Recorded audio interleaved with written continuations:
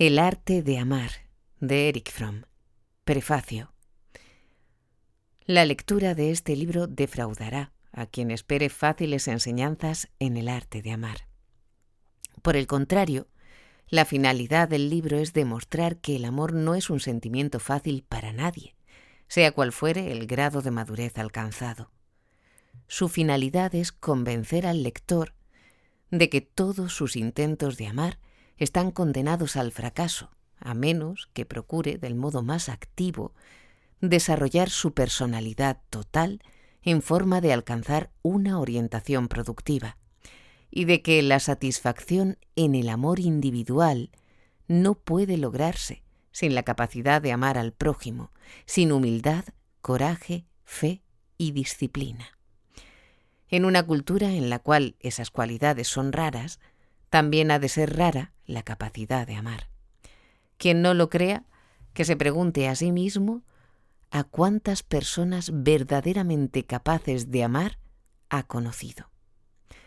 Pero la dificultad de la empresa no debe inducir a que se abstenga uno de tratar de conocer las dificultades y las condiciones de su consecución. A fin de evitar complicaciones innecesarias, he procurado tratar el problema, en la mayor medida posible, en un lenguaje no técnico.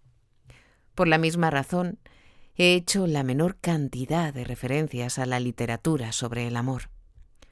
Otro problema que no pude resolver en forma enteramente satisfactoria fue el de evitar la repetición de ideas expuestas en algunos de mis libros anteriores. En particular, es el lector familiarizado con el miedo a la libertad, ética y psicoanálisis de la sociedad contemporánea, quien encontrará en el presente libro muchas ideas expresadas ya en aquellos. Sin embargo, el arte de amar en modo alguno es una recapitulación. Presenta muchas ideas, más allá de las anteriormente expresadas, y, como es natural, también las viejas adquieren a veces perspectivas nuevas por el hecho de centrarse alrededor de un tema, el del arte de amar. Erich Fromm. Quien no conoce nada, no ama nada. Quien no puede hacer nada, no comprende nada. Quien nada comprende, nada vale. Pero quien comprende también ama, observa, ve. Cuanto mayor es el conocimiento inherente a una cosa, más grande es el amor. Quien cree que todas las frutas maduran al mismo tiempo que las frutillas, nada sabe acerca de las uvas. Paracelso. ¿Es el amor un arte? ¿Es el amor un arte? En tal caso, requiere conocimiento y esfuerzo. ¿O es el amor una sensación placentera cuya experiencia es una cuestión de azar, algo con lo que uno tropieza si tiene suerte? Este libro se basa en la primera premisa, si bien es indudable que la mayoría de la gente de hoy cree en la segunda. No se trata de que la gente piense que el amor carece de importancia. En realidad, todos están sedientos de amor. Ven innumerables películas basadas en historias de amor felices y desgraciadas. Escuchan centenares de canciones triviales que hablan del amor. Y sin embargo, casi nadie piensa que hay algo que aprender acerca del amor. Esa peculiar actitud se basa en varias premisas que, individualmente o combinadas, tienden a sustentarla. Para la mayoría de la gente, el problema del amor consiste fundamentalmente en ser amado, y no en amar, no en la propia capacidad de amar. De ahí que para ellos el problema sea cómo lograr que se los ame, cómo ser dignos de amor. Para alcanzar ese objetivo siguen varios caminos. Uno de ellos, utilizado en especial por los hombres, es tener éxito, ser tan poderoso y rico como lo permita el margen social de la propia posición. Otro, usado particularmente por las mujeres, consiste en ser atractivas, por medio del cuidado del cuerpo, la ropa, etc. Existen otras formas de hacerse atractivo que utilizan tanto los hombres como las mujeres, tales como tener modales agradables, conversación interesante, ser útil, modesto, inofensivo. Muchas de las formas de hacerse querer son iguales a las que se utilizan para alcanzar el éxito, para ganar amigos e influir sobre la gente. En realidad, lo que para la mayoría de la gente de nuestra cultura equivale a digno de ser amado, es en esencia una mezcla de popularidad y sexapil. La segunda premisa, que sustenta la actitud de que no hay nada que aprender sobre el amor, es la suposición de que el problema del amor es el de un objeto y no el de una facultad. La gente cree que amar es sencillo y lo difícil encontrar un objeto apropiado para amar o para ser amado por él. Tal actitud tiene varias causas, arraigadas en el desarrollo de la sociedad moderna. Una de ellas es la profunda transformación que se produjo en el siglo XX con respecto a la elección del objeto amoroso. En la era victoriana, así como en muchas culturas tradicionales, el amor no era generalmente una experiencia personal espontánea que podía llevar al matrimonio. Por el contrario, el matrimonio se efectuaba por un convenio entre las respectivas familias o por medio de un agente matrimonial o también sin la ayuda de tales intermediarios. Se realizaba sobre la base de consideraciones sociales, partiendo de la premisa de que el amor surgiría después de concertado el matrimonio. En las últimas generaciones, el concepto de amor romántico se ha hecho casi universal en el mundo occidental. En los Estados Unidos de Norteamérica, si bien no faltan consideraciones de índole convencional, la mayoría de la gente aspira a encontrar un amor romántico, a tener una experiencia personal del amor que lleve luego al matrimonio. Ese nuevo concepto de la libertad en el amor debe haber acrecentado enormemente la importancia del objeto frente a la de la función. Hay en la cultura contemporánea otro rasgo característico estrechamente vinculado con ese factor. Toda nuestra cultura está basada en el deseo de comprar, en la idea de un intercambio mutuamente favorable. La felicidad del hombre moderno consiste en la excitación de contemplar las vidrieras de los negocios y en comprar todo lo que pueda, ya sea al contado o a plazos. El hombre o la mujer considera a la gente en una forma similar. Una mujer o un hombre atractivos son los premios que se quiere conseguir. Atractivo significa habitualmente un buen conjunto de cualidades que son populares y por las cuales hay demanda en el mercado de la personalidad. Las características específicas que hacen atractiva a una persona dependen de la moda de la época, tanto física como mentalmente. Durante los años que siguieron a la Primera Guerra Mundial, una joven que bebía y fumaba, emprendedora y sexualmente provocadora, resultaba atractiva. Hoy en día la moda exige más domesticidad y recato. A fines del siglo XIX y comienzos del XX, un hombre debía ser agresivo y ambicioso. Hoy tiene que ser sociable y tolerante para resultar atractivo. De cualquier manera, la sensación de enamorarse solo se desarrolla con respecto a las mercaderías humanas que están dentro de nuestras posibilidades de intercambio. Quiero hacer un buen negocio. El objeto debe ser deseable desde el punto de vista de su valor social y al mismo tiempo debo resultarle deseable, teniendo en cuenta mis valores y potencialidades manifiestas y ocultas. De ese modo, dos personas se enamoran cuando sienten que han encontrado el mejor objeto disponible en el mercado, dentro de los límites impuestos por sus propios valores de intercambio.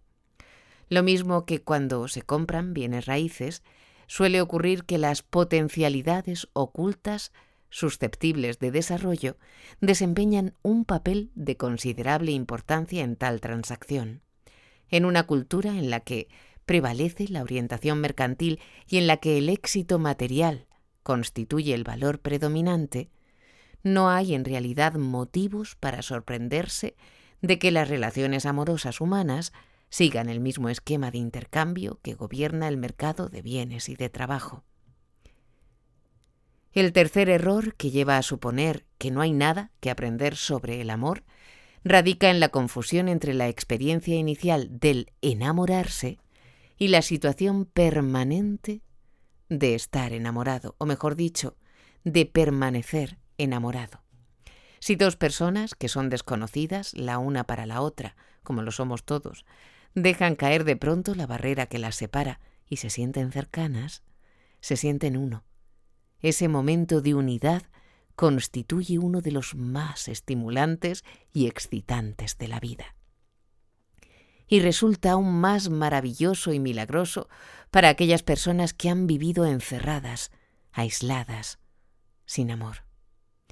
Ese milagro de súbita intimidad suele verse facilitado si se combina o inicia con la atracción sexual y su consumación.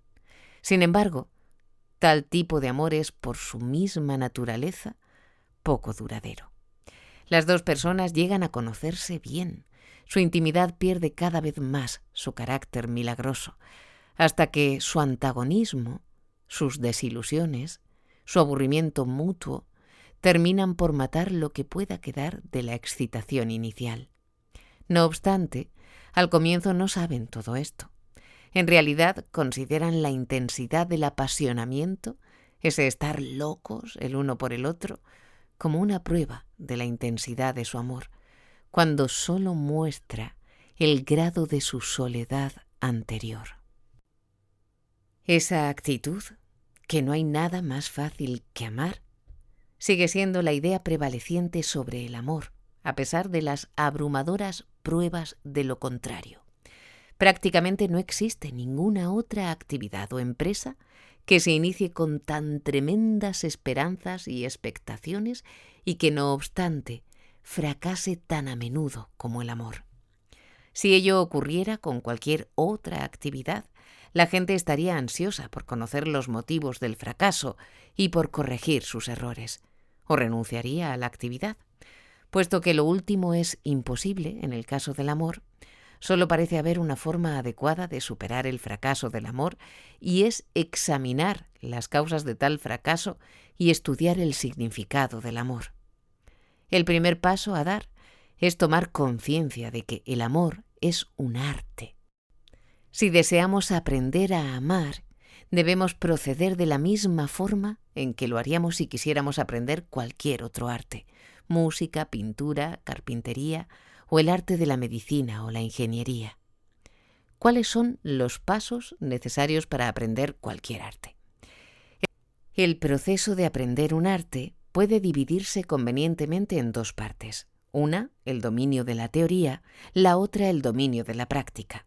Si quiero aprender el arte de la medicina, primero debo conocer los hechos relativos al cuerpo humano y a las diversas enfermedades.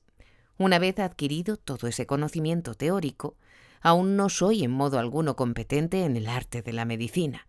Solo llegaré a dominarlo después de mucha práctica, hasta que eventualmente los resultados de mi conocimiento teórico y los de mi práctica se fundan en uno: mi intuición, que es la esencia del dominio de cualquier arte. Pero aparte del aprendizaje de la teoría y la práctica, un tercer factor es necesario para llegar a dominar cualquier arte. El dominio de ese arte debe ser un asunto de fundamental importancia. Nada en el mundo debe ser más importante que el arte. Esto es válido para la música, la medicina, la carpintería y el amor. Y quizá radique ahí, el motivo de que la gente de nuestra cultura, a pesar de sus evidentes fracasos, solo en tan contadas ocasiones trata de aprender ese arte. No obstante el profundo anhelo de amor, casi todo lo demás tiene más importancia que el amor. Éxito, prestigio, dinero, poder. Dedicamos casi toda nuestra energía a descubrir la forma de alcanzar esos objetivos y muy poca a aprender el arte del amor. ¿Sucede acaso que solo se consideran dignas de ser aprendidas las cosas que pueden proporcionarnos dinero o prestigio, y que el amor, que solo beneficia al alma, pero que no proporciona ventajas en el sentido moderno, sea un lujo por el cual no tenemos derecho a gastar muchas energías? Sea como fuere, este estudio ha de referirse al arte de amar, en el sentido de las divisiones antes mencionadas. Primero, examinaré la teoría del amor, lo cual abarcará la mayor parte del libro, y luego analizaré la práctica del amor, si bien es muy poco lo que puede decirse sobre la práctica de este como en cualquier otro campo. 2. La teoría del amor. 1. El amor, la respuesta al problema de la existencia humana. Cualquier teoría del amor debe comenzar con una teoría del hombre, de la existencia humana. Si bien encontramos amor, o más bien el equivalente del amor en los animales, sus afectos constituyen fundamentalmente una parte de su equipo instintivo, del que solo algunos restos operan en el hombre. Lo esencial en la existencia del hombre es el hecho de que ha emergido del reino animal, de la adaptación instintiva, de que ha trascendido la naturaleza, si bien jamás la abandona y siempre forma parte de ella, y sin embargo, una vez que se ha arrancado de la naturaleza, ya no puede retornar a ella. Una vez arrojado del paraíso, un estado de unidad original con la naturaleza, querubines con espadas flameantes le impiden el paso si trata de regresar. El hombre solo puede ir hacia adelante, desarrollando su razón, encontrando una nueva armonía humana en reemplazo de la prehumana que está irremediablemente perdida. Cuando el hombre nace, tanto la raza humana como el individuo se ve arrojado de una situación definida, tan definida como los instintos, hacia una situación indefinida, incierta, abierta. Solo existe certeza con respecto al pasado y con respecto al futuro, la certeza de la muerte. El hombre está dotado de razón, es vida consciente de sí misma, tiene conciencia de sí mismo, de sus semejantes, de su pasado y de las posibilidades de su futuro.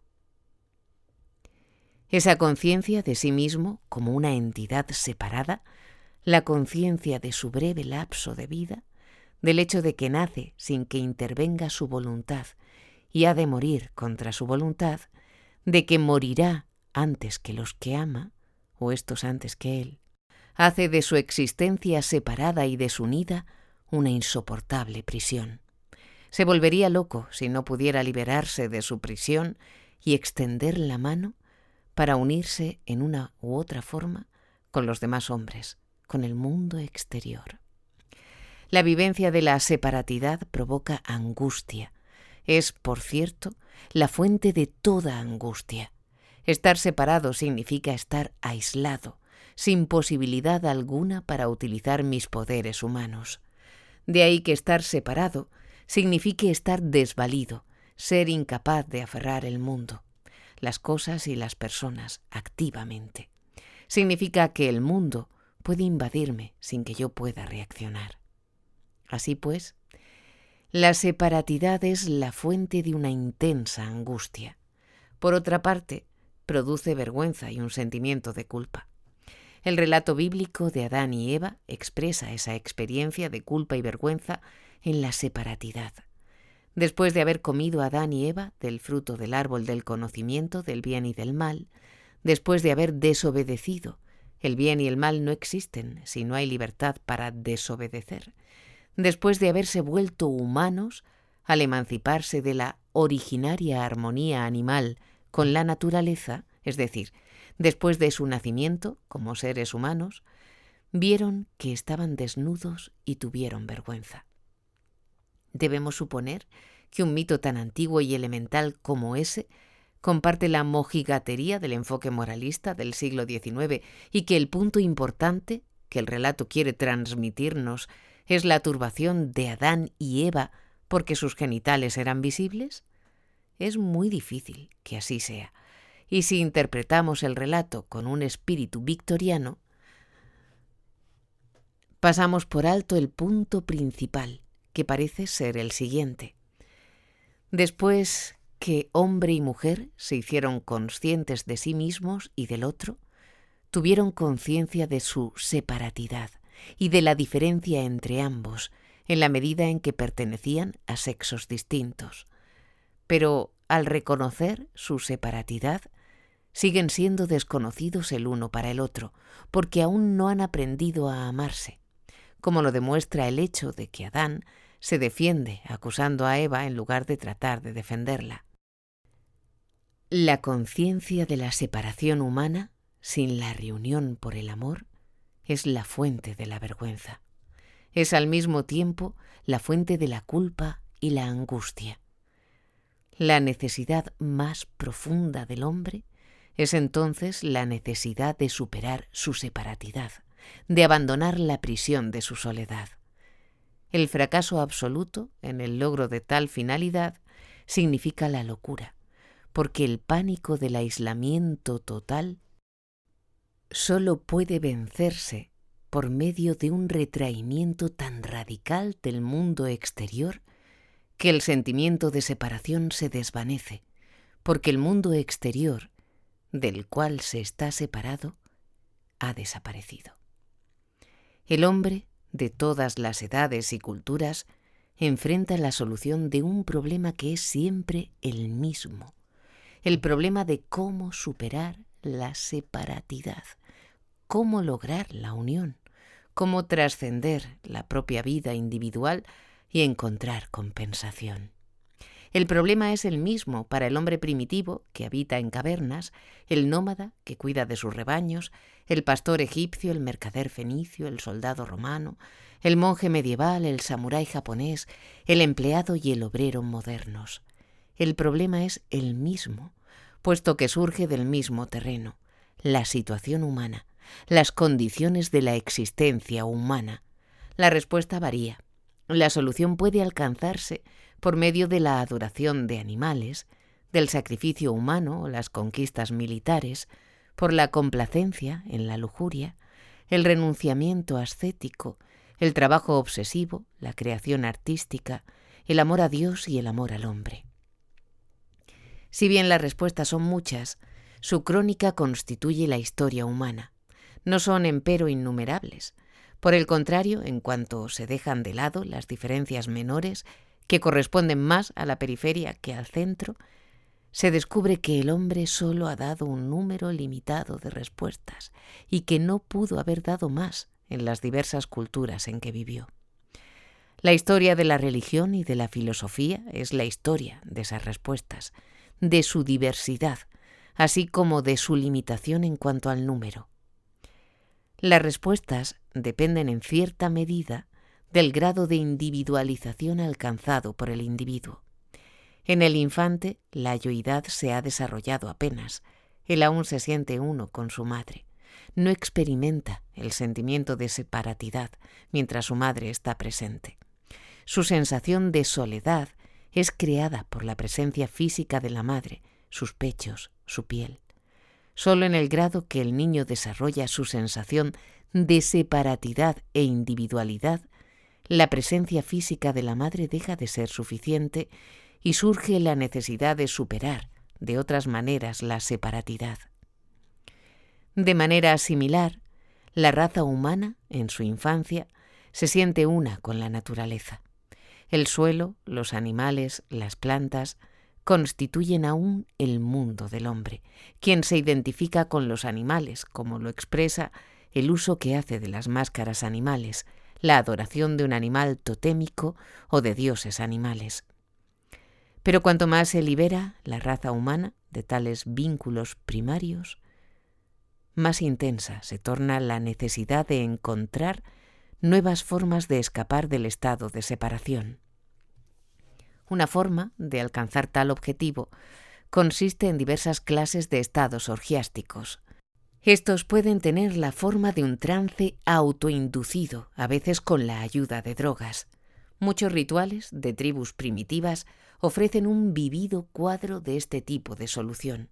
En un estado transitorio de exaltación, el mundo exterior desaparece, y con él el sentimiento de separatidad con respecto al mismo. Puesto que tales rituales se practican en común, se agrega una experiencia de fusión con el grupo que hace aún más efectiva esa solución. En estrecha relación con la solución orgiástica y frecuentemente unida a ella está la experiencia sexual. El orgasmo sexual puede producir un estado similar al provocado por un trance o a los efectos de ciertas drogas. Los ritos de orgías sexuales comunales formaban parte de muchos rituales primitivos. Según parece, el hombre puede seguir durante cierto tiempo después de la experiencia orgiástica sin sufrir demasiado a causa de su separatidad. Lentamente, la tensión de la angustia comienza a aumentar y disminuye otra vez por medio de la repetición del ritual. Mientras tales estados orgiásticos constituyen una práctica común en una tribu, no producen angustia o culpa. Participar en ellos es correcto e inclusive es virtuoso, puesto que constituyen una forma compartida por todos, aprobada y exigida por los médicos, brujos o los sacerdotes.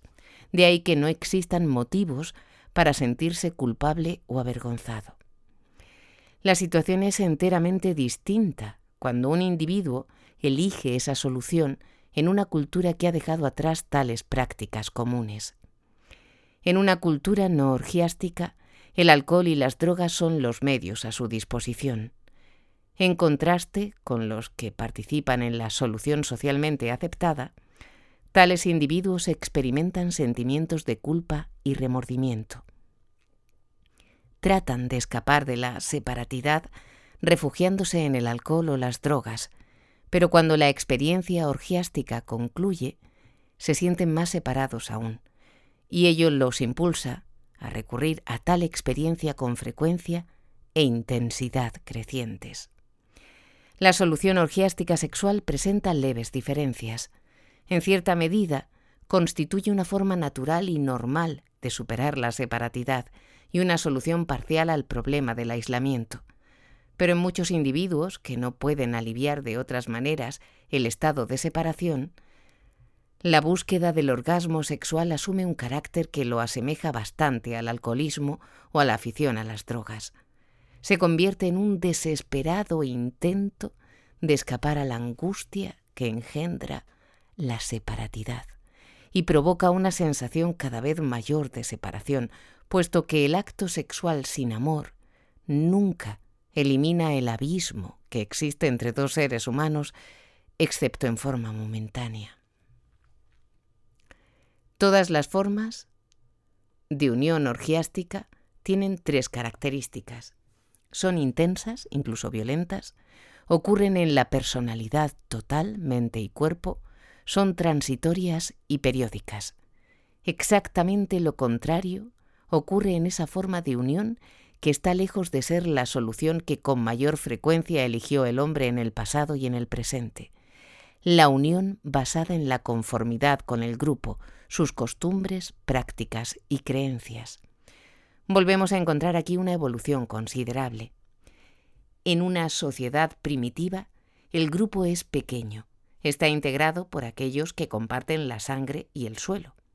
Con el desarrollo creciente de la cultura, el grupo se extiende, se convierte en la ciudadanía de una polis, de un gran estado, los miembros de una iglesia. Hasta el romano indigente se sentía orgulloso de poder decir «civis Romanum sum». Roma y el imperio eran su familia, su hogar, su mundo. También en la sociedad occidental contemporánea, la unión con el grupo es la forma predominante de superar el estado de separación. Se trata de una unión en la que el ser individual desaparece en gran medida y cuya finalidad es la pertenencia al rebaño. Si soy como todos los demás, si no tengo sentimientos o pensamientos que me hagan diferente, si me adapto en las costumbres, las ropas, las ideas, al patrón del grupo, estoy salvado. Salvado de la temible experiencia de la soledad. Los sistemas dictatoriales utilizan amenazas y el terror para inducir esta conformidad. Los países democráticos, la sugestión y la propaganda. Indudablemente hay una gran diferencia entre los dos sistemas. En las democracias, la no conformidad es posible y en realidad no está totalmente ausente. En los sistemas totalitarios Solo unos pocos héroes o mártires insólitos se niegan a obedecer. Pero a pesar de esa diferencia, las sociedades democráticas muestran un abrumador grado de conformidad. La razón radica en el hecho de que debe existir una respuesta a la búsqueda de unión, y a falta de una distinta o mejor, la conformidad con el rebaño se convierte en la forma predominante. El poder del miedo a ser diferente, a estar solo unos pocos pasos alejados del rebaño, resulta evidente si se piensa cuán profunda es la necesidad de no estar separado.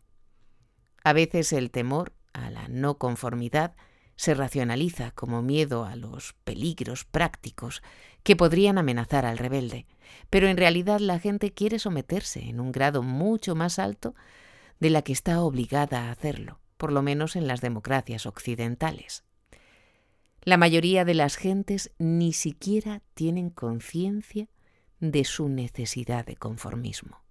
Viven con la ilusión de que son individualistas, de que han llegado a determinadas conclusiones como resultado de sus propios pensamientos, y que simplemente sucede que sus ideas son iguales que las de la mayoría.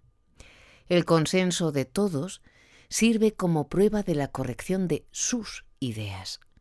Puesto que aún tienen necesidad de sentir alguna individualidad, tal necesidad se satisface en lo relativo a diferencias menores, las iniciales en la cartera o en la camisa, la afiliación al Partido Demócrata en lugar del Republicano y los Elks en vez de los Shriners, se convierte en la expresión de las diferencias individuales. El lema publicitario es distinto, nos demuestra esa patética necesidad de diferencia, cuando en realidad casi no existe ninguna. Esa creciente tendencia a eliminar las diferencias se relaciona estrechamente con el concepto y la experiencia de igualdad, tal como se está desarrollando en las sociedades industriales más avanzadas. En un contexto religioso, igualdad significa que todos somos hijos de Dios, que todos compartimos la misma sustancia humano-divina, que todos somos uno. Significaba también que deben respetarse las diferencias entre los individuos, que si bien es cierto que todos somos uno, también lo es que cada uno de nosotros constituye una entidad única, un cosmos en sí mismo. Tal convicción acerca de la unicidad del individuo se expresa, por ejemplo, en la sentencia talmúdica: quien salva una sola vida es como si hubiera salvado a todo el mundo. Quien destruye una sola vida es como si hubiera destruido a todo el mundo. La igualdad, como una condición para el desarrollo de la individualidad, fue asimismo el significado de este concepto en la filosofía del iluminismo occidental. Denotaba, como lo formuló muy claramente Kant, que ningún hombre debe ser un medio para otro hombre, que ningún hombre debe ser un medio para que otro hombre realice sus fines, que todos los hombres son iguales en la medida en que son finalidades y sólo finalidades, y nunca medios los unos para los otros. Continuando las ideas del iluminismo, los pensadores socialistas de diversas escuelas definieron la igualdad como la abolición de la explotación, del uso del hombre por el hombre, fuera ese uso cruel o humanitario. En la sociedad capitalista contemporánea, el significado del término igualdad se ha transformado. Por él se entiende la igualdad de los autómatas, de hombres que han perdido su individualidad. Hoy en día, igualdad significa identidad antes que unidad. Es la identidad de las abstracciones, de los hombres que trabajan en los mismos empleos, que tienen idénticas diversiones, que leen los mismos periódicos, que tienen idénticos pensamientos e ideas. En este sentido, también deben recibirse con cierto escepticismo algunas conquistas generalmente celebradas como signos de progreso, tales como la igualdad de las mujeres. Me parece innecesario aclarar que no estoy en contra de tal igualdad, pero los aspectos positivos de esa tendencia a la igualdad no deben engañarnos, forman parte del movimiento hacia la eliminación de las diferencias. Tal es el precio que se paga por la igualdad. Las mujeres son iguales porque ya no son diferentes.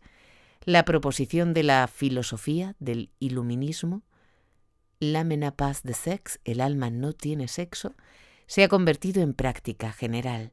La polaridad de los sexos está desapareciendo y con ella el amor erótico, que se basa en dicha polaridad. Hombres y mujeres son idénticos, no iguales como polos opuestos. La sociedad contemporánea predica el ideal de la igualdad no individualizada, porque necesita átomos humanos todos idénticos para hacerlos funcionar en masa, suavemente, sin fricción. Todos obedecen las mismas órdenes. Y no obstante, todos están convencidos de que siguen sus propios deseos. Así como la moderna producción en masa requiere la estandarización de los productos, así el proceso social requiere la estandarización del hombre y esa estandarización es llamada igualdad. La unión por la conformidad no es intensa y violenta, es calma, dictada por la rutina, y por ello mismo suele resultar insuficiente para aliviar la angustia de la separatidad. La frecuencia del alcoholismo, la afición a las drogas, la sexualidad compulsiva y el suicidio en la sociedad occidental contemporánea constituyen los síntomas de ese fracaso relativo de la conformidad tipo rebaño.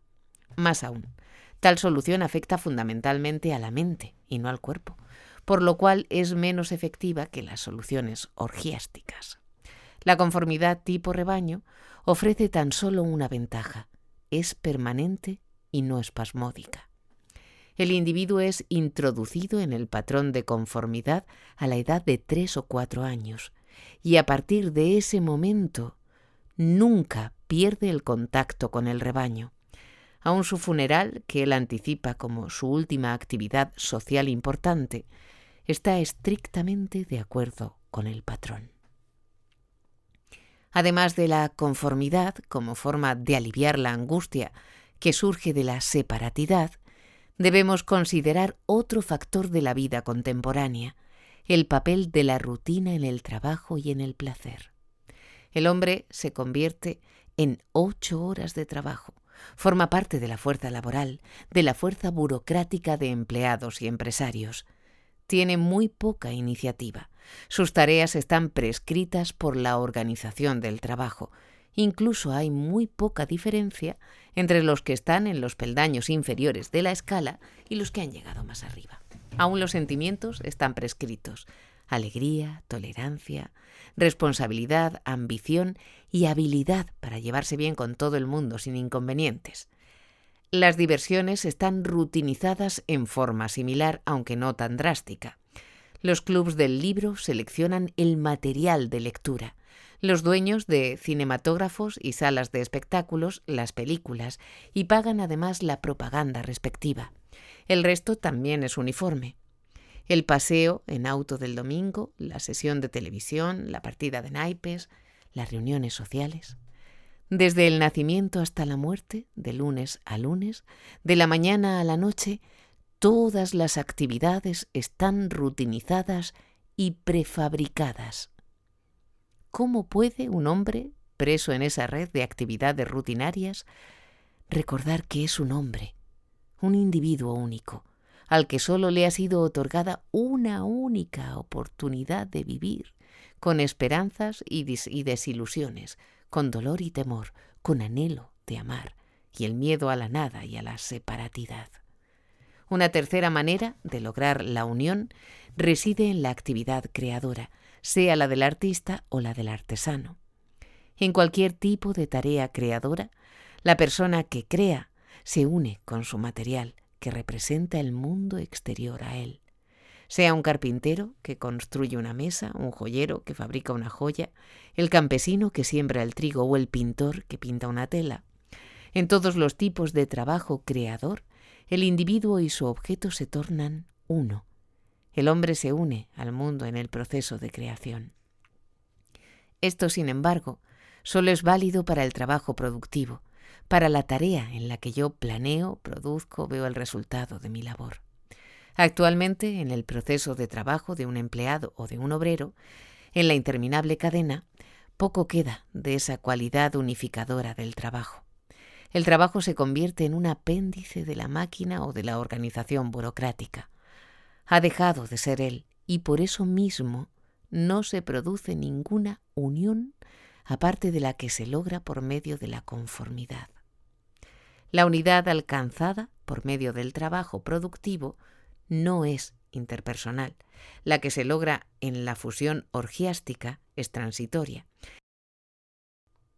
La proporcionada por la conformidad es sólo pseudo-unidad. Por lo tanto, constituyen meras respuestas parciales al problema de la existencia. La solución plena está en el logro de la unión interpersonal, la fusión con otra persona, en el amor. Ese deseo de fusión interpersonal es el impulso más poderoso que existe en el hombre. Constituye su pasión más fundamental, la fuerza que sostiene a la raza humana, al clan, a la familia y a la sociedad. La incapacidad para alcanzarlo significa insanía o destrucción, de sí mismo o de los demás. Sin amor, la humanidad no podría existir un día más. Sin embargo, si llamamos amor al logro de la unión interpersonal, nos vemos frente a una seria dificultad. La fusión puede lograrse en distintas formas, y las diferencias no son menos significativas que lo que tienen de común las diversas formas del amor. ¿Deberíamos llamar amor a todas ellas? ¿O tendríamos que reservar la palabra amor únicamente para una forma específica de unión, una forma que ha sido la virtud ideal de todas las grandes religiones y sistemas filosóficos humanísticos en los 4000 años de historia occidental y oriental? Como ocurre con todas las dificultades semánticas, la respuesta solo puede ser arbitraria. Lo importante es que sepamos a qué clase de unión nos referimos cuando hablamos de amor. ¿Trátase del amor como solución madura al problema de la existencia? ¿O nos referimos a esas formas inmaduras de amar que podríamos llamar unión simbiótica? En los pasajes siguientes solo usaré el término amor para designar la primera alternativa. Comenzaré el examen del amor con la segunda. La unión simbiótica tiene su patrón biológico en la relación entre la madre embarazada y el feto. El feto es parte de la madre y recibe de ella cuanto necesita. La madre es su mundo, por así decirlo. Lo alimenta, lo protege, pero también su propia vida se ve realzada por él. En la unión simbiótica psíquica, los dos cuerpos son independientes, pero psicológicamente existe el mismo tipo de relación. La forma pasiva de la unión simbiótica es la sumisión, o para usar un término clínico, el masoquismo. La persona masoquista escapa del intolerable sentimiento de aislamiento y separatidad, convirtiéndose en una parte de otra persona que la dirige, la guía, la protege, que es su vida y el aire que respira, por así decirlo. Se exagera el poder de aquel al que uno se somete. Se trate de una persona o de un dios. Él es todo, yo soy nada, salvo en la medida en que formo parte de él. Como tal, comparto su grandeza, su poder, su seguridad. La persona masoquista no tiene que tomar decisiones ni correr riesgos, nunca está sola, pero no es independiente, carece de integridad, no ha nacido aún totalmente. En un contexto religioso, el objeto de la adoración recibe el nombre de ídolo. En el contexto secular de la relación amorosa masoquista, el mecanismo esencial de idolatría es el mismo. La relación masoquista puede estar mezclada con deseo físico sexual. En tal caso, trátase de una sumisión de la que no solo participa la mente, sino también todo el cuerpo. Puede ser una sumisión masoquista ante el destino, la enfermedad, la música rítmica, el estado orgiástico producido por drogas o por un trance hipnótico. En todos los casos, la persona renuncia a su integridad. Se convierte en un instrumento de alguien o algo exterior a él. No necesita resolver el problema de la existencia por medio de la actividad productiva.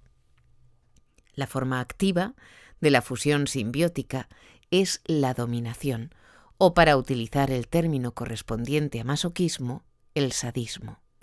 La persona sádica quiere escapar de su soledad y de su sensación de estar aprisionada, haciendo de otro individuo una parte de sí misma.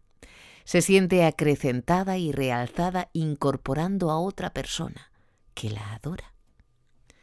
La persona sádica es tan dependiente de la sumisa como esta de aquella. Ninguna de las dos puede vivir sin la otra. Puede vivir sin la otra. La diferencia solo radica en que la persona sádica domina, explota, lastima y humilla, y la masoquista es dominada, explotada, lastimada y humillada. En un sentido realista, la diferencia es considerable. En un sentido emocional profundo, la diferencia no es mayor que lo que ambas tienen en común, la fusión sin integridad. Desde ese punto de vista, tampoco es sorprendente encontrar que, por lo general, una persona reacciona tanto en forma sádica como masoquista, habitualmente con respecto a objetos diferentes.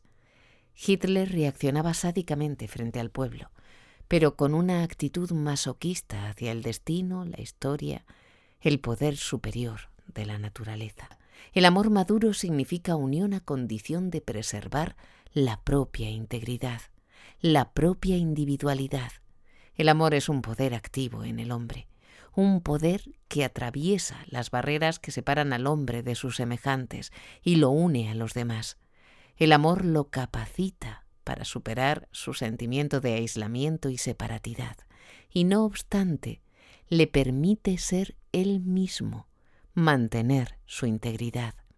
En el amor se da la paradoja de dos seres que se convierten en uno y no obstante siguen siendo dos. Si decimos que el amor es una actividad, nos vemos frente a una dificultad que reside en el significado ambiguo de la palabra actividad.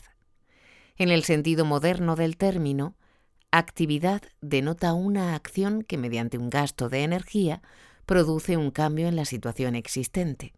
Así, un hombre es activo si atiende su negocio, estudia medicina, trabaja en una cadena sin fin, construye una mesa o se dedica a los deportes. Todas esas actividades tienen en común el estar dirigidas hacia una meta exterior. Lo que no se tiene en cuenta es la motivación de la actividad. Consideremos, por ejemplo, el caso del hombre al que una profunda sensación de inseguridad y soledad impulsa a trabajar incesantemente, o del otro movido por la ambición o el ansia de riqueza. En todos esos casos, la persona es esclava de una pasión y en realidad su actividad es una pasividad, puesto que está impulsado. Es el que sufre la acción, no el que la realiza. Por otra parte, se considera pasivo a un hombre que está sentado, inmóvil y contemplativo, sin otra finalidad o propósito que experimentarse a sí mismo y su unicidad con el mundo, porque no hace nada. En realidad, esa actitud de concentrada meditación es la actividad más elevada, una actividad del alma, y solo es posible bajo la condición de libertad e independencia interiores. Uno de los conceptos de actividad, el moderno, se refiere al uso de energía para el logro de fines exteriores. El otro, al uso de los poderes inherentes del hombre, se produzcan o no cambios externos. Spinoza formuló con suma claridad el segundo concepto de actividad, distinguiendo entre afectos activos y pasivos, entre acciones y pasiones. En el ejercicio de un afecto activo, el hombre es libre, es el amo de su afecto. En el afecto pasivo, el hombre se ve impulsado, es objeto de motivaciones de las que no se percata.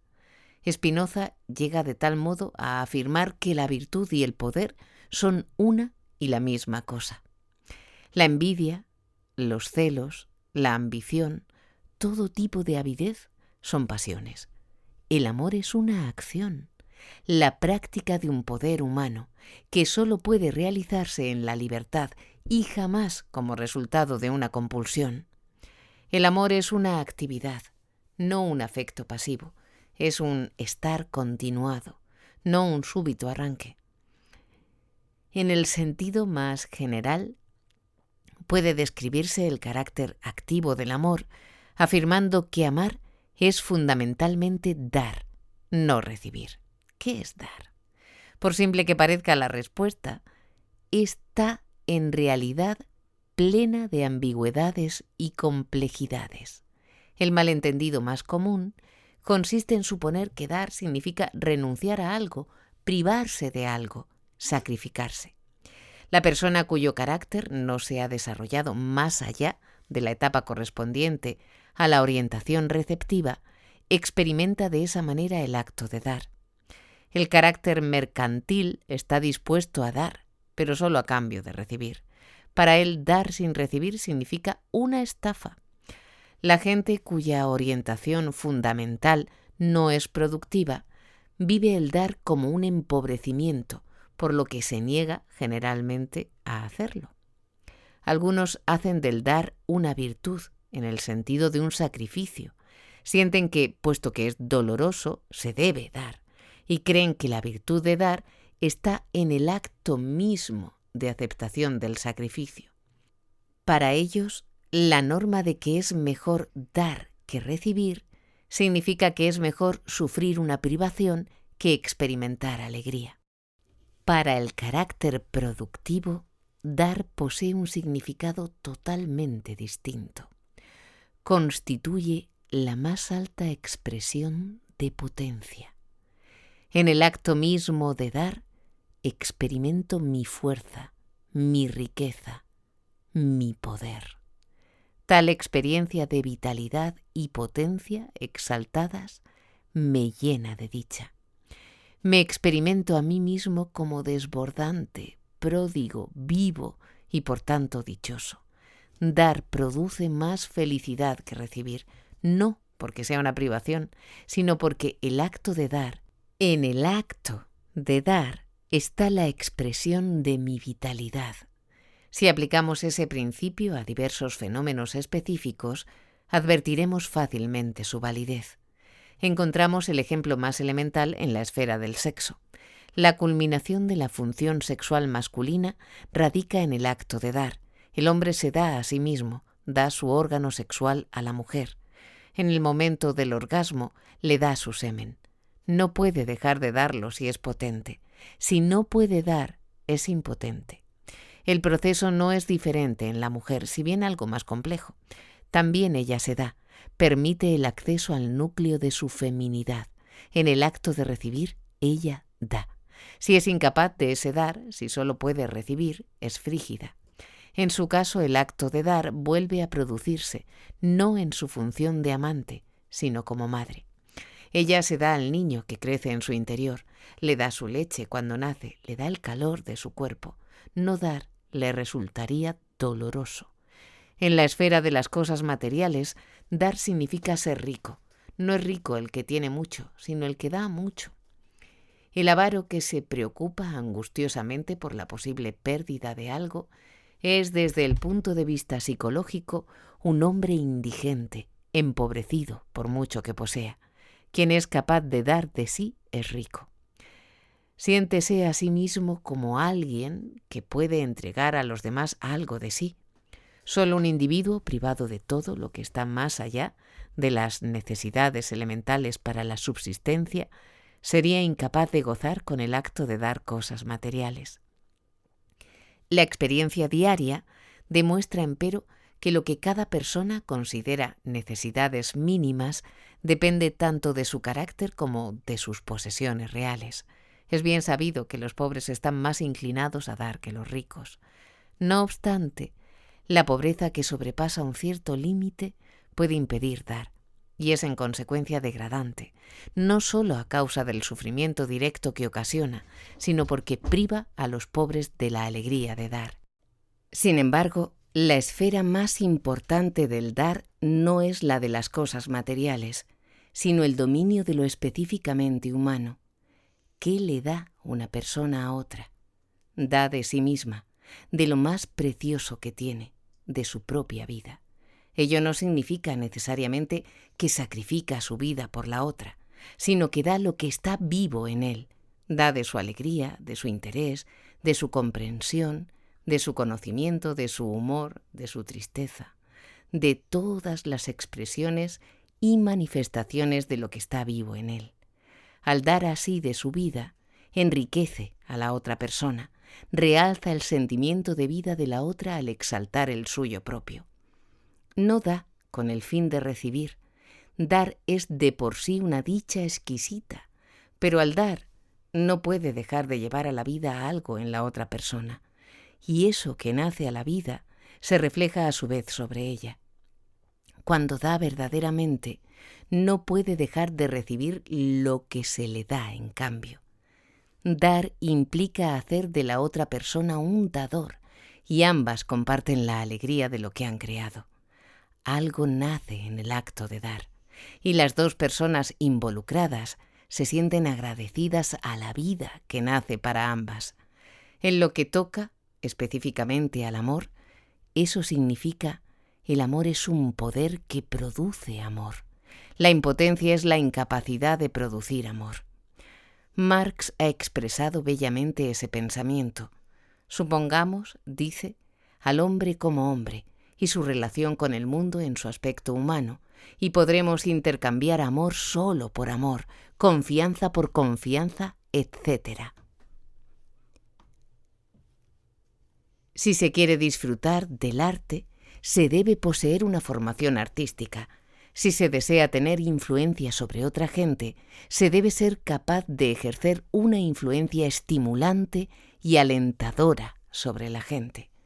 Cada una de nuestras relaciones con el hombre y con la naturaleza debe ser una expresión definida de nuestra vida real, individual, correspondiente al objeto de nuestra voluntad. Si amamos sin producir amor, es decir, si nuestro amor como tal no produce amor, si por medio de una expresión de vida como personas que amamos no nos convertimos en personas amadas, entonces nuestro amor es impotente. Es una desgracia. Pero no solo en lo que atañe al amor dar significa recibir. El maestro aprende de sus alumnos, el auditorio estimula al actor, el paciente cura a su psicoanalista, siempre y cuando no se traten como objetos, sino que estén relacionados entre sí en forma genuina y productiva. Apenas si es necesario destacar el hecho de que la capacidad de amar como acto de dar depende del desarrollo caracterológico de la persona. Presupone el logro de una orientación predominantemente productiva, en la que la persona ha superado la dependencia, la omnipotencia narcisista, el deseo de explotar a los demás o de acumular, y ha adquirido fe en sus propios poderes humanos y coraje para confiar en su capacidad para alcanzar el logro de sus fines. En la misma medida en que carece de tales cualidades, tiene miedo de darse y, por tanto, de amar. Además del elemento de dar, el carácter activo del amor se vuelve evidente en el hecho de que implica ciertos elementos básicos, comunes a todas las formas del amor. Esos elementos son cuidado, responsabilidad, respeto y conocimiento. Que el amor implica cuidado es especialmente evidente en el amor de una madre por su hijo. Ninguna declaración de amor por su parte nos parecería sincera si viéramos que descuida al niño, si deja de alimentarlo, de bañarlo, de proporcionarle bienestar físico, y creemos en su amor si vemos que cuida al niño. Lo mismo ocurre incluso con el amor a los animales y las flores. Si una mujer nos dijera que ama las flores y viéramos que se olvida de regarlas, no creeríamos en su amor a las flores. El amor es la preocupación activa por la vida y el crecimiento de lo que amamos. Cuando falta tal preocupación activa, no hay amor. En el libro de Jonás se describe en forma sumamente bella este elemento del amor. Dios le ha dicho a Jonás que vaya a Nínive para advertir a sus habitantes que serán castigados si no abandonan sus prácticas perversas. Jonás huye de su misión porque teme que la gente de Nínive se arrepienta y que Dios los perdone. Es un hombre con un poderoso sentido del orden y de la ley, pero sin amor. Sin embargo, al tratar de escapar, se encuentra en el vientre de una ballena, que simboliza el estado de aislamiento y reclusión que ha provocado en él su falta de amor y de solidaridad. Dios lo salva, y Jonás va a Nínive. Predica ante los habitantes tal como Dios se lo ha mandado, y ocurre aquello que él tanto temía. Los hombres de Nínive se arrepienten de sus pecados, abandonan sus malos hábitos, y Dios los perdona y decide no destruir la ciudad. Jonás se siente hondamente enojado y apesadumbrado. Él quería justicia, no misericordia. Por fin encuentra cierto consuelo en la sombra de un árbol que Dios ha hecho crecer para protegerlo del sol. Pero cuando Dios hace que el árbol se seque, Jonás se deprime y se queja airadamente a Dios. Dios responde: ¿Tuviste tú lástima de la calabacera en la cual no trabajaste, ni tú la hiciste crecer, que en espacio de una noche nació y en espacio de una noche pereció? ¿Y no tendré yo piedad de Nínive, aquella gran ciudad donde hay más de 120.000 personas que no conocen su mano derecha ni su mano izquierda y muchos animales? La respuesta de Dios a Jonás debe entenderse simbólicamente. Dios le explica a Jonás que la esencia del amor es trabajar por algo y hacer crecer, que el amor y el trabajo son inseparables. Se ama aquello por lo que se trabaja y se trabaja por lo que se ama. El cuidado y la preocupación implican otro aspecto del amor, el de la responsabilidad. Hoy en día suele usarse este término para denotar un deber, algo impuesto desde el exterior. Pero la responsabilidad, en su verdadero sentido, es un acto enteramente voluntario. Constituye mi respuesta a las necesidades expresadas o no de otro ser humano. Ser responsable significa estar listo y dispuesto a responder.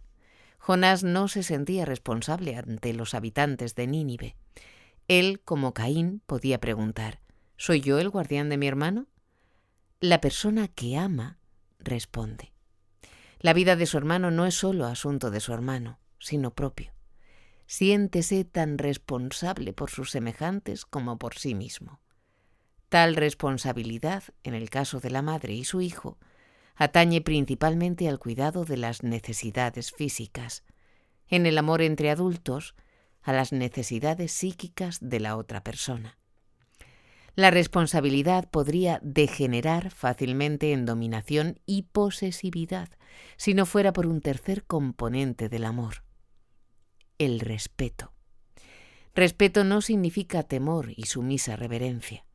Denota, de acuerdo con la raíz de la palabra, respisere, mirar, la capacidad de ver a una persona tal cual es, tener conciencia de su individualidad única. Respetar significa preocuparse porque la otra persona crezca y se desarrolle tal como es. De ese modo, el respeto implica la ausencia de explotación. Quiero que la persona amada crezca y se desarrolle por sí misma, en la forma que le es propia, y no para servirme. Si amo a la otra persona, me siento uno con ella, pero con ella tal cual es, no como yo necesito que sea, como un objeto para mi uso. Es obvio que el respeto solo es posible si yo he alcanzado independencia, si puedo caminar sin muletas, sin tener que dominar ni explotar a nadie. El respeto solo existe sobre la base de la libertad. L'amour est l'enfant de la liberté, dice una vieja canción francesa. El amor es hijo de la libertad, nunca de la dominación. Respetar a una persona sin conocerla no es posible. El cuidado y la responsabilidad serían ciegos si no los guiara el conocimiento. El conocimiento sería vacío si no lo motivara la preocupación. Hay muchos niveles de conocimiento. El que constituye un aspecto del amor no se detiene en la periferia, sino que penetra hasta el meollo. Solo es posible cuando puedo trascender la preocupación por mí mismo y ver a la otra persona en sus propios términos. Puedo saber, por ejemplo, que una persona está encolerizada, aunque no lo demuestre abiertamente, pero puedo llegar a conocerla más profundamente aún. Sé entonces que está angustiada e inquieta, que se siente sola, que se siente culpable. Sé entonces que su cólera no es más que la manifestación de algo más profundo, y la veo angustiada e inquieta, es decir, como una persona que sufre y no como una persona enojada. Pero el conocimiento tiene otra relación más fundamental con el problema del amor, la necesidad básica de fundirse con otra persona para trascender de ese modo la prisión de la propia separatidad. Se vincula de modo íntimo con otro deseo específicamente humano, el de conocer el secreto del hombre. Si bien la vida en sus aspectos meramente biológicos es un milagro y un secreto, el hombre, en sus aspectos humanos, es un impenetrable secreto para sí mismo y para sus semejantes. Nos conocemos y a pesar de todos los esfuerzos que podamos realizar, no nos conocemos. Conocemos a nuestros semejantes y, sin embargo, no los conocemos, porque no somos una cosa y tampoco lo son nuestros semejantes. Cuanto más avanzamos hacia las profundidades de nuestro ser o el ser de los otros, más nos elude la meta del conocimiento. Sin embargo, no podemos dejar de sentir el deseo de penetrar en el secreto del alma humana, en el núcleo más profundo, que es Él. Hay una manera desesperada de conocer el secreto. Es el poder absoluto sobre otra persona. El poder que le hace hacer lo que queremos, sentir lo que queremos, pensar lo que queremos, que la transforma en una cosa, nuestra posesión. El grado más intenso de ese intento de conocimiento, de conocer, consiste en los extremos del sadismo, el deseo y la habilidad de hacer sufrir a un ser humano, de torturarlo, de obligarlo a traicionar su secreto en su sufrimiento. De torturarlo, de obligarlo a traicionar su secreto en su sufrimiento. En ese anhelo de penetrar en el secreto del hombre y por lo tanto en el nuestro, reside una motivación esencial de la profundidad y la intensidad de la crueldad y la destructividad. Isaac Babel ha expresado tal idea en una forma muy sucinta. Recuerda a un oficial compañero suyo en la guerra civil rusa, quien acababa de matar a puntapiés a su examo. Con un disparo, digamos así, con un disparo, uno solo, se libra uno de un tipo. Con un disparo nunca se llega al alma, a donde está el tipo y cómo se presenta. Pero yo no ahorro fuerzas, y más de una vez he pisoteado a un tipo durante más de una hora. ¿Sabes? Quiero llegar a saber qué es realmente la vida. ¿Cómo es la vida? Es frecuente que los niños tomen abiertamente ese camino hacia el conocimiento. El niño desarma algo, lo deshace para conocerlo, o destroza un animal. Cruelmente arranca las alas de una mariposa para conocerla, para obligarla a revelar su secreto. La crueldad misma está motivada por algo más profundo, el deseo de conocer el secreto de las cosas y de la vida. Otro camino para conocer el secreto es el amor. El amor es la penetración activa en la otra persona, en la que la unión satisface mi deseo de conocer. En el acto de fusión te conozco, me conozco a mí misma, conozco a todos y no conozco nada.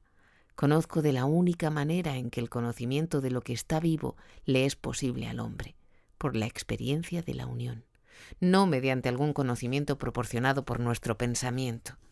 El sadismo está motivado por el deseo de conocer el secreto y, sin embargo, permanezco tan ignorante como antes. He destrozado completamente al otro ser y, sin embargo, no he hecho más que separarlo en pedazos. El amor es la única forma de conocimiento que en el acto de unión satisface mi búsqueda. En el acto de amar, de entregarse, en el acto de penetrar en la otra persona, me encuentro a mí mismo, me descubro, nos descubro a ambos, descubro al hombre. El anhelo de conocernos a nosotros mismos y de conocer a nuestros semejantes fue expresado en el lema délfico: «Conócete a ti mismo». Tal es la fuente primordial de toda psicología. Pero puesto que deseamos conocer todo el hombre, su más profundo secreto, el conocimiento corriente, el que procede solo del pensamiento, nunca puede satisfacer dicho deseo. Aunque llegáramos a conocernos muchísimo más, nunca alcanzaríamos el fondo. Seguiríamos siendo un enigma para nosotros mismos y nuestros semejantes seguirían siéndolo para nosotros. La única forma de alcanzar el conocimiento total consiste en el acto de amar.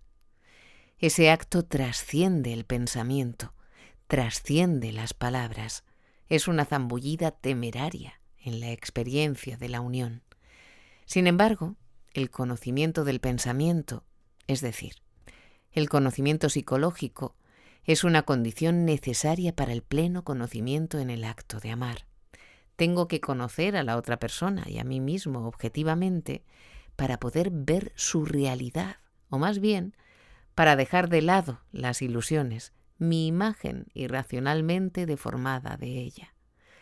Solo conociendo objetivamente a un ser humano, puedo conocerlo en su esencia última, en el acto de amar. El problema de conocer al hombre es paralelo al problema religioso de conocer a Dios. En la teología occidental convencional se intenta conocer a Dios por medio del pensamiento, de afirmaciones acerca de Dios. Se supone que puedo conocer a Dios en mi pensamiento. En el misticismo, que es el resultado del monoteísmo, como trataré de demostrar más adelante, se renuncia al intento de conocer a Dios por medio del pensamiento y se lo reemplaza por la experiencia de la unión con Dios, en la que ya no hay lugar para el conocimiento acerca de Dios, ni tal conocimiento es necesario. La experiencia de la unión con el hombre, o desde un punto de vista religioso con Dios, no es en modo alguno irracional.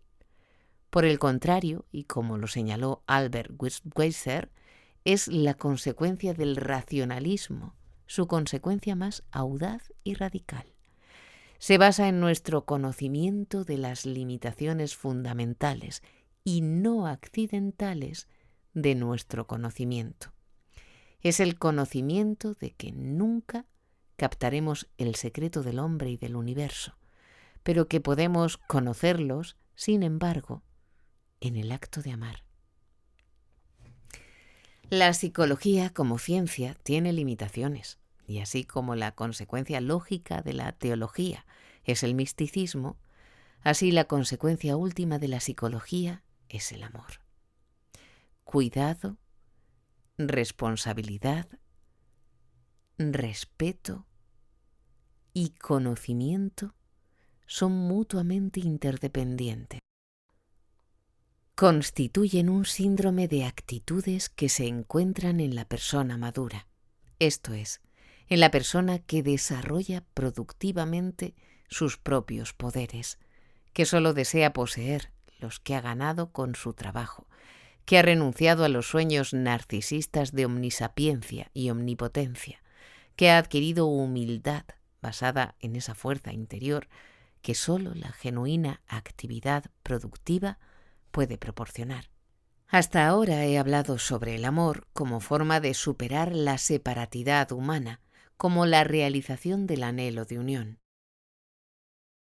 Pero por encima de la necesidad universal existencial de unión, surge otra más específica y de orden biológico, el deseo de unión entre los polos masculino y femenino. La idea de tal polarización está notablemente expresada en el mito de que originariamente el hombre y la mujer fueron uno, que los dividieron por la mitad y que desde entonces cada hombre busca la parte femenina de sí mismo que ha perdido para unirse nuevamente con ella. La misma idea de la unidad original de los sexos aparece también en la Biblia, donde Eva es hecha de una costilla de Adán, si bien en ese relato, concebido en el espíritu del patriarcalismo, la mujer se considera secundaria al hombre. El significado del mito es bastante claro. La polarización sexual lleva al hombre a buscar la unión con el otro sexo. La polaridad entre los principios masculino y femenino existe también dentro de cada hombre y cada mujer. Así como fisiológicamente tanto el hombre como la mujer poseen hormonas del sexo opuesto, así también en el sentido psicológico son bisexuales. Llevan en sí mismos el principio de recibir y de penetrar, de la materia y del espíritu. El hombre y la mujer solo logran la unión interior en la unión con su polaridad femenina o masculina. Esa polaridad es la base de toda creatividad. La polaridad masculino-femenina es también la base de la creatividad interpersonal. Ello evidencia biológicamente en el hecho de que la unión del esperma y el óvulo constituyen la base para el nacimiento de un niño. Y la situación es la misma en el dominio puramente psíquico. En el amor entre hombre y mujer, cada uno vuelve a nacer. Idéntica polaridad entre el principio masculino y el femenino existe en la naturaleza, no solo como es notorio en los animales y las plantas, sino en la polaridad de dos funciones fundamentales, la de recibir y la de penetrar. Es la polaridad de la tierra y la lluvia, del río y el océano, de la noche y el día, de la oscuridad y la luz, de la materia y el espíritu. El gran poeta místico musulmán Rumi expresó esta idea con hermosas frases. Nunca el amante busca sin ser buscado por su amada. Si la luz del amor ha penetrado en este corazón, sabe que también hay amor en aquel corazón. Cuando el amor a Dios agita tu corazón, también Dios tiene amor para ti. Sin la otra mano, ningún ruido de palmoteo sale de una mano. La sabiduría divina es destino y su decreto nos hace amarnos el uno al otro. Por eso está ordenado que cada parte del mundo se una con su consorte. El sabio dice, cielo es hombre y tierra mujer.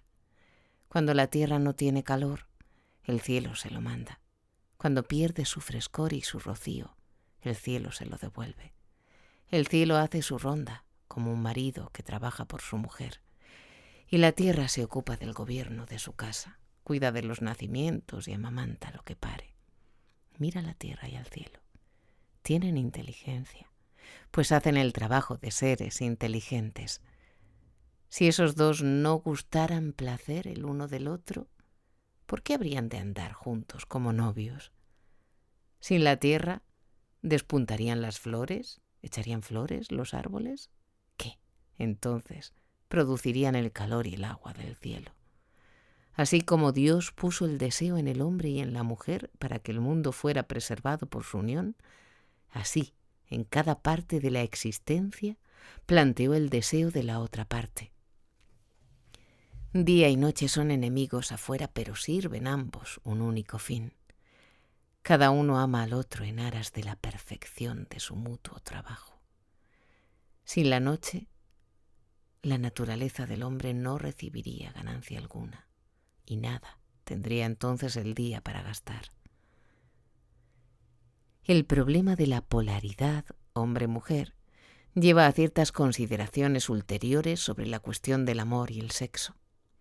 Hablé antes del error que cometió Freud al ver en el amor exclusivamente la expresión o una sublimación del instinto sexual, en lugar de reconocer que el deseo sexual es una manifestación de la necesidad de amor y de unión. Pero el error de Freud es más hondo todavía. De acuerdo con su materialismo fisiológico, ve en el instinto sexual el resultado de una tensión químicamente producida en el cuerpo, que es dolorosa y busca alivio. La finalidad del deseo sexual es la eliminación de esa tensión. La satisfacción sexual consiste en tal eliminación. Este punto de vista es válido en la medida en que el deseo sexual opera en la misma forma que el hambre o la sed cuando el organismo se encuentra desnutrido. En tal sentido, el deseo sexual es una comezón y la satisfacción sexual el alivio de esa comezón. En realidad, en lo que al concepto de sexualidad se refiere, la masturbación sería la satisfacción sexual ideal. Lo que Freud paradójicamente no tiene en cuenta es el aspecto psicobiológico de la sexualidad, la polaridad masculino-femenina y el deseo de resolver la polaridad por medio de la unión. Ese curioso error probablemente viose facilitado por el extremo patriarcalismo de Freud, que lo llevó a suponer que la sexualidad per se es masculina y le hizo ignorar la sexualidad femenina específica. Expresó tal idea en una teoría sexual, diciendo que la libido posee regularmente una naturaleza masculina, se trate de la libido de un hombre o de una mujer. La misma idea se expresa en una forma racionalizada en la teoría de que el niño experimenta a la mujer como un hombre castrado y de que ella misma busca diversas compensaciones a la pérdida del genital masculino. Pero la mujer no es un hombre castrado y su sexualidad es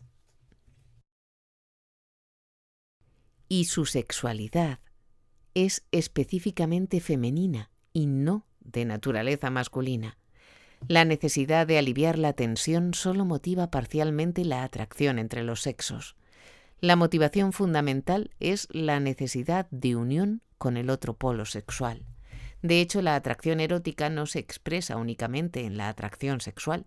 Hay masculinidad y feminidad en el carácter, tanto como en la función sexual.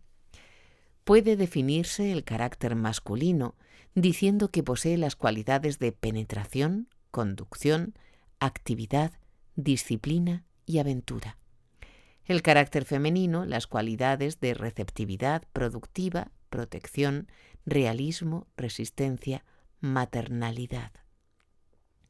Siempre debe tenerse presente que en cada individuo se funden ambas características, pero con predominio de las que corresponden a su sexo.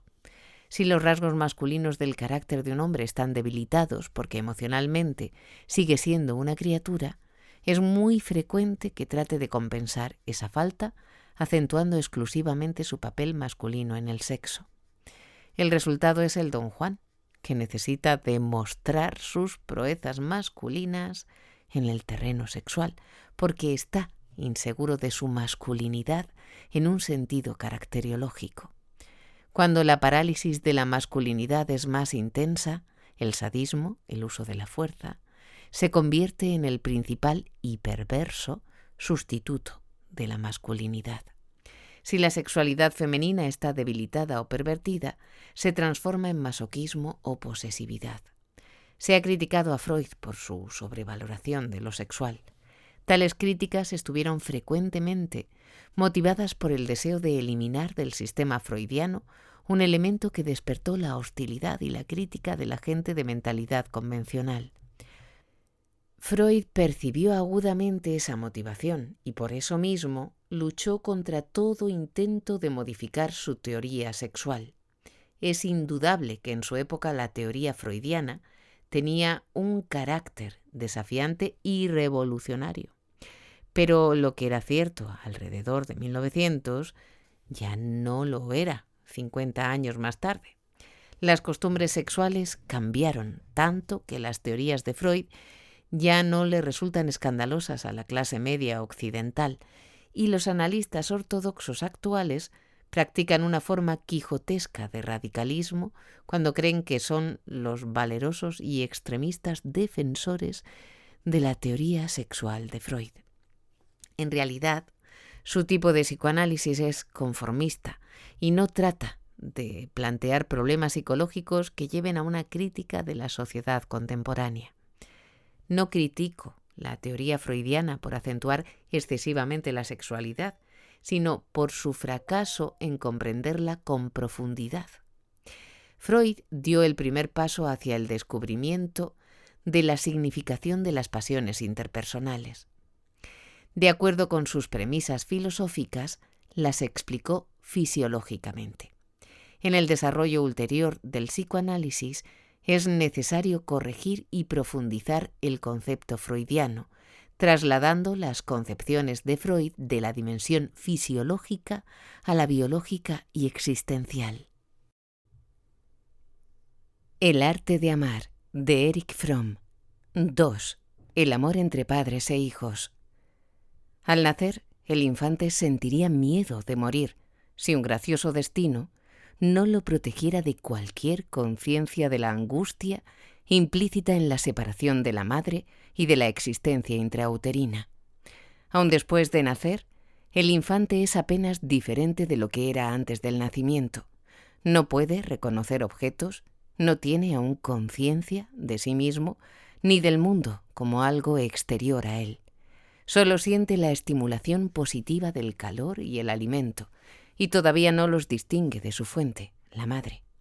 La madre es calor, es alimento. La madre es el estado eufórico de satisfacción y seguridad. Ese estado es narcisista, para usar un término de Freud. La realidad exterior, las personas y las cosas, tienen sentido solo en la medida en que satisfacen o frustran el estado interno del cuerpo. Solo es real lo que está adentro. Lo exterior solo es real en función de mis necesidades, nunca en función de sus propias cualidades o necesidades. Cuando el niño crece y se desarrolla, se vuelve la satisfacción de ser alimentado se distingue del pezón, el pecho de la madre. Eventualmente el niño experimenta su sed, la leche que le satisface, el pecho y la madre como entidades diferentes. Aprende a percibir muchas otras cosas como diferentes, como poseedoras de una existencia propia. En ese momento empieza a darles nombres. Al mismo tiempo aprende a manejarlas. Aprende que el fuego es caliente y doloroso, que el cuerpo de la madre es tibio y placentero, que la mamadera es dura y pesada, que el papel es liviano y se puede rasgar. Aprende a manejar a la gente, que la mamá sonríe cuando él come, que lo alza en sus brazos cuando llora, que lo alaba cuando mueve el vientre. Todas esas experiencias se cristalizan o integran en la experiencia me aman. Me aman porque soy hijo de mi madre. Me aman porque estoy desvalido. Me aman porque soy hermoso, admirable. Me aman porque mi madre me necesita. Para utilizar una fórmula más general, me aman por lo que soy. O quizá más exactamente, me aman porque soy. Tal experiencia de ser amado por la madre es pasiva. No tengo que hacer nada para que me quieran. El amor de la madre es incondicional. Todo lo que necesito es ser su hijo. El amor de la madre significa dicha, paz. No hace falta conseguirlo ni merecerlo. Pero la cualidad incondicional del amor materno tiene también un aspecto negativo.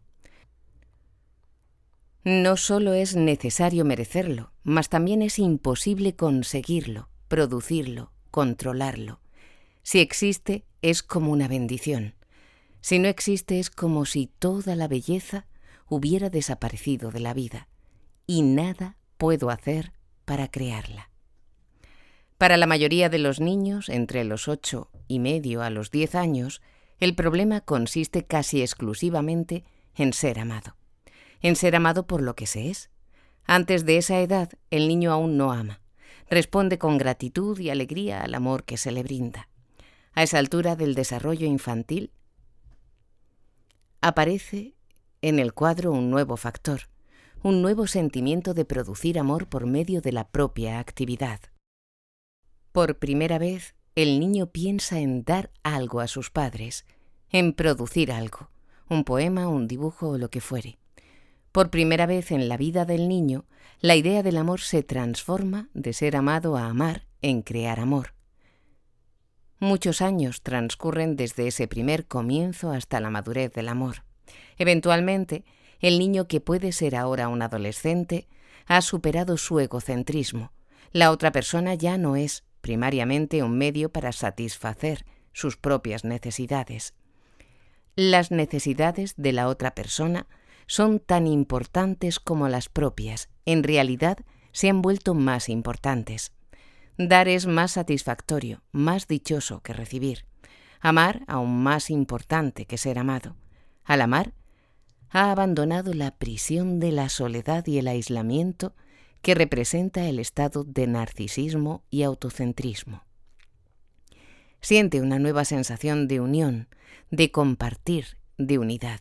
Más aún, siente la potencia de producir amor. Más aún, siente la potencia de producir amor, antes que la dependencia de recibir siendo amado, para lo cual debe ser pequeño, indefenso, enfermo o bueno. El amor infantil sigue el principio amo porque me aman. El amor maduro obedece al principio me aman porque amo. El amor inmaduro dice te amo porque te necesito. El amor maduro dice te necesito porque te amo. En estrecha relación con el desarrollo de la capacidad de amar está la evolución del objeto amoroso. En los primeros meses y años de la vida, la relación más estrecha del niño es la que tiene con la madre. Esa relación comienza antes del nacimiento, cuando madre e hijo son aún uno, aunque sean dos. El nacimiento modifica la situación en algunos aspectos, pero no tanto como parecería. El niño, si bien vive ahora fuera del vientre materno, todavía depende por completo de la madre. Pero día a día se hace más independiente, aprende a caminar, a hablar, a explorar el mundo por su cuenta. La relación con la madre pierde algo de su significación vital. En cambio, la relación con el padre se torna cada vez más importante. Para comprender ese paso de la madre al padre, debemos considerar las esenciales diferencias cualitativas entre el amor materno y el paterno. Hemos hablado ya acerca del amor materno. Ese es, por su misma naturaleza, incondicional. La madre ama al recién nacido porque es su hijo, no porque el niño satisfaga alguna condición específica ni porque llene sus aspiraciones particulares.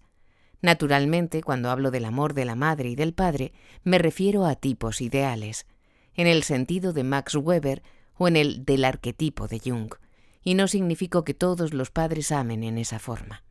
Me refiero al principio materno y al paterno, representados en la persona materna y paterna. El amor incondicional corresponde a uno de los anhelos más profundos, no solo del niño, sino de todos los seres humanos. Por otra parte, que nos amen por los propios méritos, porque uno se lo merece, siempre crea dudas. Quizá no complací a la persona que quiero que me ame. Quizás eso, quizás aquello. Siempre existe el temor de que el amor desaparezca. Además, el amor merecido siempre deja un amargo sentimiento de no ser amado por uno mismo, de que solo se nos ama cuando somos complacientes, de que, en último análisis, no se nos ama, sino que se nos usa. No es extraño entonces que todos nos aferremos al anhelo de amor materno, cuando niños y también cuando adultos. La mayoría de los niños tienen la suerte de recibir amor materno. Más adelante veremos en qué medida. Cuando adultos, el mismo anhelo es más difícil de satisfacer. En el desarrollo más satisfactorio, permanece como un componente del amor erótico normal. Muchas veces encuentra su expresión en formas religiosas, pero con mayor frecuencia en formas neuróticas. La relación con el padre es enteramente distinta. La madre es el hogar, de donde venimos, la naturaleza, el suelo, el océano. El padre no representa un hogar natural de ese tipo. Tiene escasa relación con el niño durante los primeros años de su vida y su importancia para éste no puede compararse a la de la madre en ese primer periodo. Pero si bien el padre no representa el mundo natural, significa el otro polo de la existencia humana, el mundo del pensamiento, de las cosas hechas por el hombre, de la ley y el orden, de la disciplina, los viajes y la aventura. El padre es el que enseña al niño, el que le muestra el camino hacia el mundo. En estrecha conexión con esa función existe otra vinculada al desarrollo económico-social.